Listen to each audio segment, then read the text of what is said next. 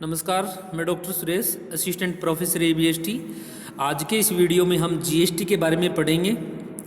GST में composition scheme क्या है, कंपोजिशन स्कीम के बारे में किस प्रकार की व्यवस्थाएं की गई हैं, यह व्यवस्था कौन ले सकता है, किस प्रकार के व्यापारियों के लिए बेनिफिट है।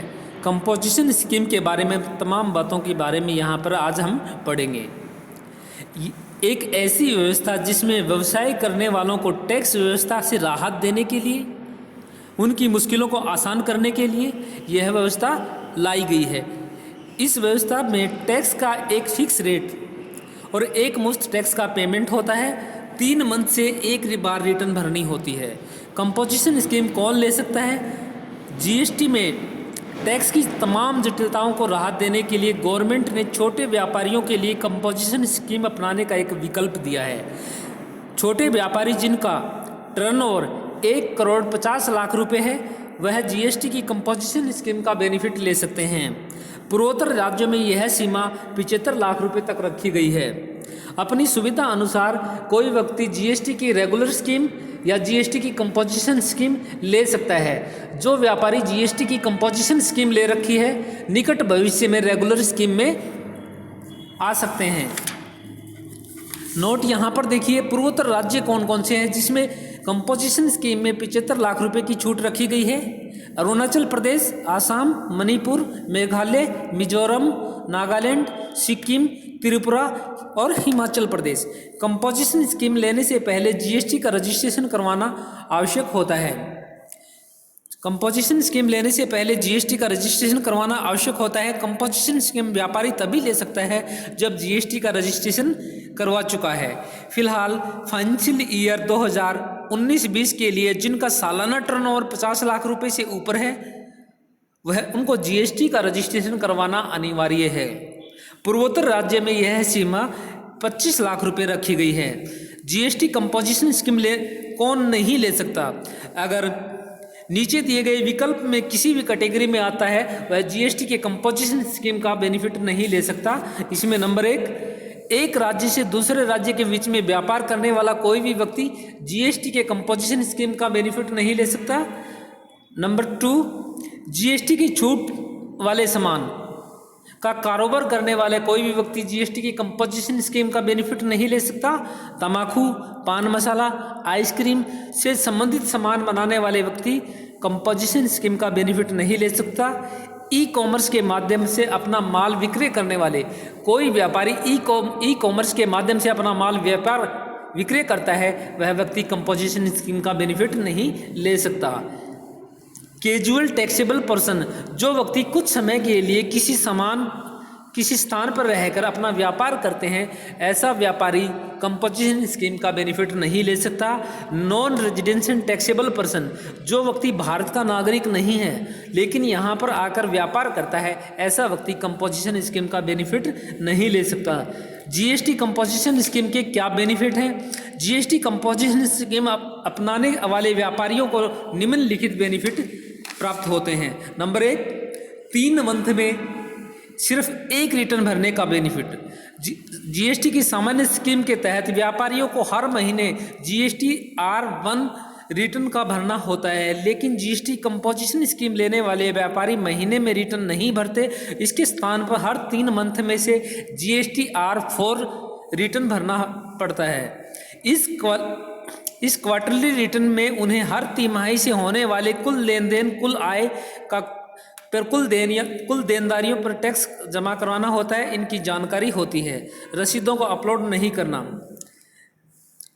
जो व्यापारी कंपोजिशन स्कीम के तहत बिक्री और खरीदारी करते हैं का रिकॉर्ड रखते हैं, उनका जरूरी नहीं है कि कंपोजिशन के इनवॉइस बिल को अपलोड करें, क्योंकि जो व्यापारी कंपोजिशन स्कीम का बेनिफिट लेते हैं उनको इस चीज़ का अपलोड करना आवश्यक नहीं होता है।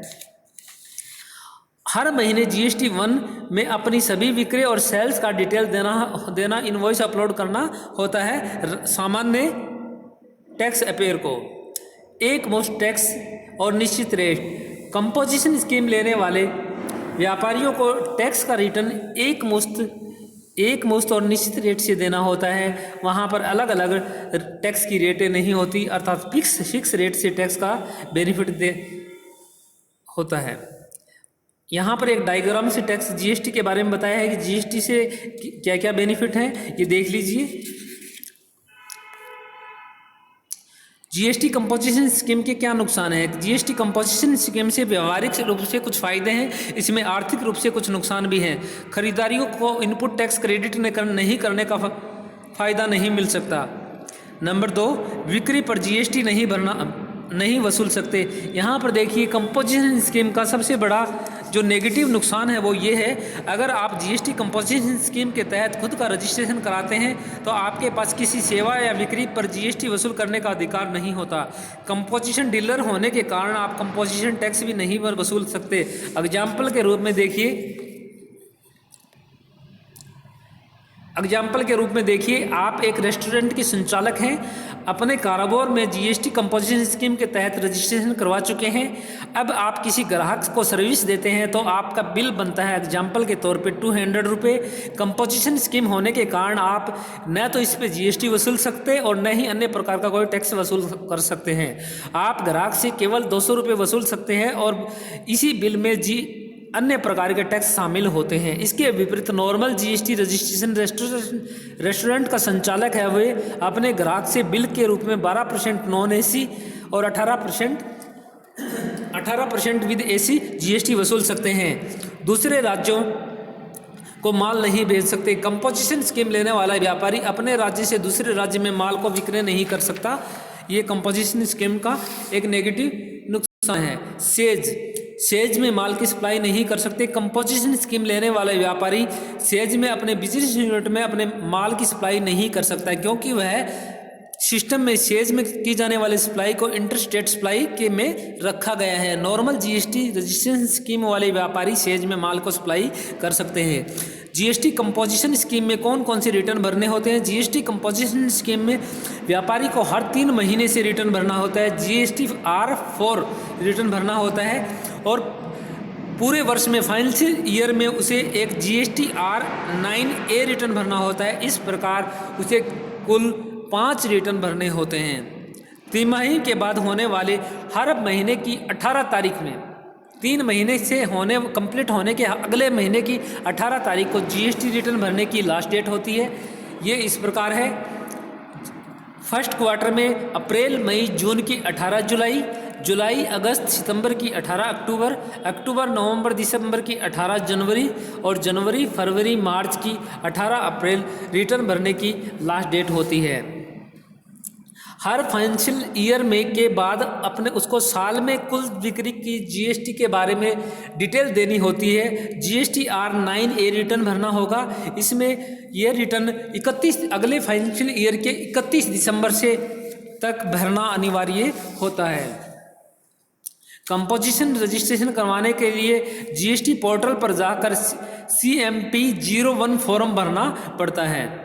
कंपोजिशन स्कीम को अलग से कोई विकल्प है तो आप चाहे तो कंपोजिशन स्कीम छोड़ सकते हैं। इसके लिए पोर्टल पर जाकर GST CMP-04 फॉर्म भरिए और आप इस विकल्प को GST कंपोजिशन स्कीम के विकल्प को छोड़ सकते हैं। वित्तीय वर्ष टर्नओवर की सीमा 1.5 करोड़ व पूर्वोत्तर राज्य में 75 लाख रुपए पार हो जाती है तो इस सीमा से जैसे ही पार होती है, यानी 1.5 करोड़ से जैसे ही अधिक होता है या पूर्वोत्तर राज्य में 75 लाख रुपए से जैसे ही अधिक होता है तो इसकी सूचना 7 दिन के अंदर कंपोजिशन स्कीम हटाने की एप्लीकेशन देनी होगी और उसको प्रोसेस में जाकर GST CMP-04 फॉर्म भरना होता है और इस दौरान उसके पास जो स्टॉक है उस स्टॉक की सूचना GST ITC-01 के माध्यम से अपलोड करनी होती है।